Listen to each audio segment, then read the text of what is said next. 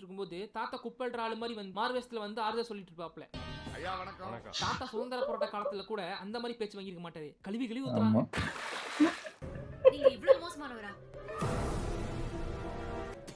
நீ எல்லாம் எம்டி ஊசி போட்டு சாவுடா. அப்பத்த நம்ம எல்லாரும் பரிதாபம் பண்ணுன்னு தாத்தாவை கல்லால செருப்பால எதையே கொண்டு அடிக்கிறாங்க. அவங்க நினைச்சு எடுத்தது எப்பேற்பட்ட ஆள் அடிவாங்கிறன்னு. ஆனா வந்த தாட்டு நிறையா அடியா அந்த வாயிலடி. இந்த காலத்துல வந்து ஒருத்தர் பேசிட்டு ஆனா ஒட்டுமொத்த சீனை கம்பேர் பண்ணும்போது இந்த சீன் ஓரளவுக்கு பரபரப்பா வந்திருக்கும். லிட்டில் என்கேஜ்மெண்ட் நிறைய பேர் ஃபீல் பண்ணிருப்பீங்க. அதுக்கு ரீசன் அந்த சீன்ல கமல் பேசியிருக்க மாட்டாரு. அது கம்மியா பேசியிருக்காரு. படத்தோட ஒக்கமகட கிளைமாக்ஸ்ல தாத்தா கும்பலா குர்காஸ் கிட்ட சட்டை கழட்டி சண்டைக்கு போகும். இந்தியன் டூலி அப்படியே. ஓஹோ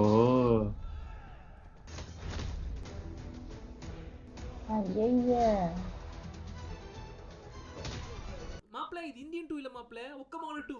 இந்தியன் படத்தை ரைட்ஸ் வாங்காம ரீமேக் பண்ணதுக்கு காப்பிரைட் கேட்டு வந்திருக்கோம். எங்க படத்தை ரைட்ஸ் வாங்காம நீ இந்தியன் டூ ரீமேக் பண்ணதுக்கு சரியா போச்சு.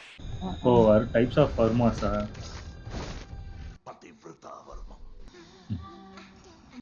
அடப்பாவி, இதுக்கே யாரை காட்ட போறாங்க? 48 மணி எல்லாம் விஜய ட்ரோல் பண்றாரா?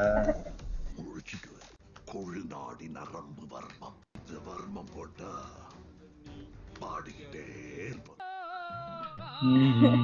ஃபுல்லா விஜயா வராரு. முண்டுருக்கி வர்மம் சாதனைக்கு மூடிக்கிட்டே இருப்பேன். ஒட்டு வர்மம்னு இதுக்கு பேரு. வாயில இருந்து தனியா வழியும். வினோத வர்மம்.